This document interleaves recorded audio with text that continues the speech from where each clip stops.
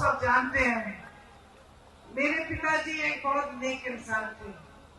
दिल बहुत साफ था, ईमानदार थे और बहुत हिम्मत वाले थे। जैसे जैसे मैं बड़ी हुई, कभी कभी उनके चुनाव के प्रचार के लिए यहाँ आ जाती थी। पहली बार जब मैं 20-25 दिनों के लिए यहाँ आई तो अपनी माता जी के साथ उनके प्रचार में आई और यहाँ का तारपुर का जो गेस्ट हाउस था वहां पे हम लोग रहते थे। उस समय कुछ सारा साधन नहीं थे, प्रचार भी अलग तरह से होता था। गांव गांव जाते थे, मैं माता जी के पीछे पीछे जाती थी। पिताजी चुनाव जीते,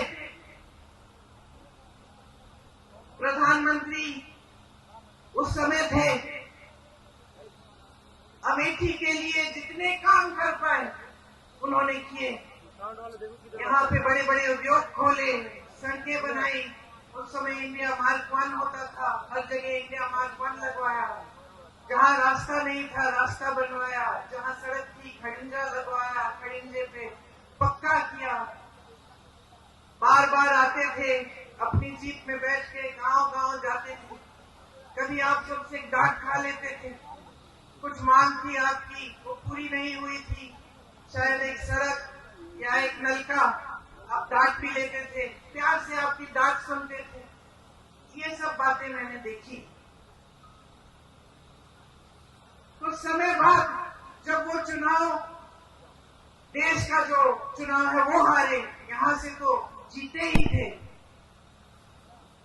तो उनके ऊपर काफी, मतलब उनकी सुरक्षा की काफी ये संदेह था कि कोई कुछ करेगा उनको। उनकी माता जी की हत्या हो चुकी थी, हम सब ने बचपन में वो देखा था, वो क्षण देखा था।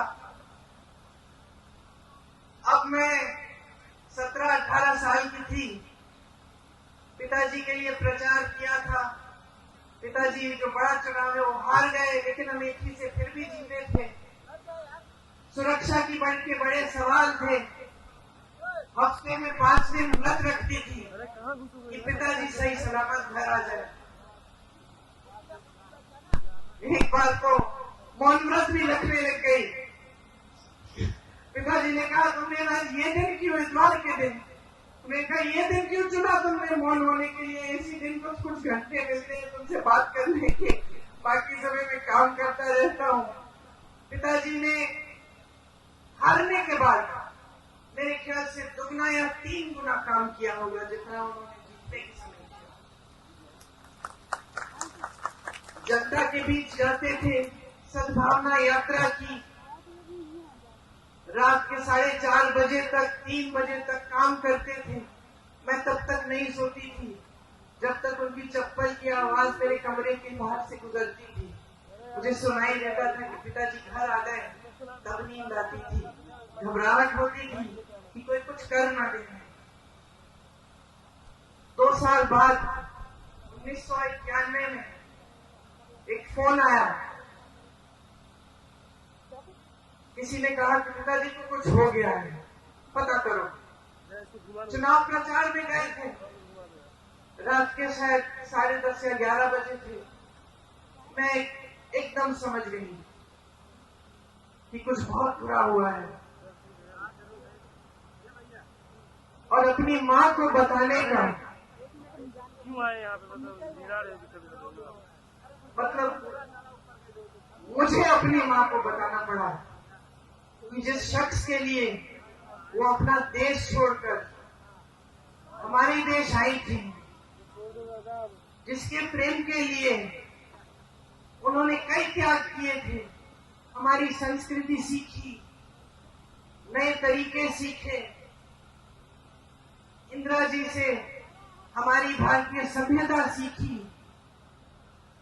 वो खत्म हो गए हैं। मैं उनके कमरे में गई और जब मैंने उनको बताया तो उनकी आंखों में जो मैंने देखा, जैसा एक अंधेरा सा छा गया। और मैं आपको ये बात बता सकती हूँ कि उस दिन के बाद मैंने अपनी माँ की हंसी कभी उस तरह नहीं सुनी जैसे जब हंसती थी जब पिताजी होते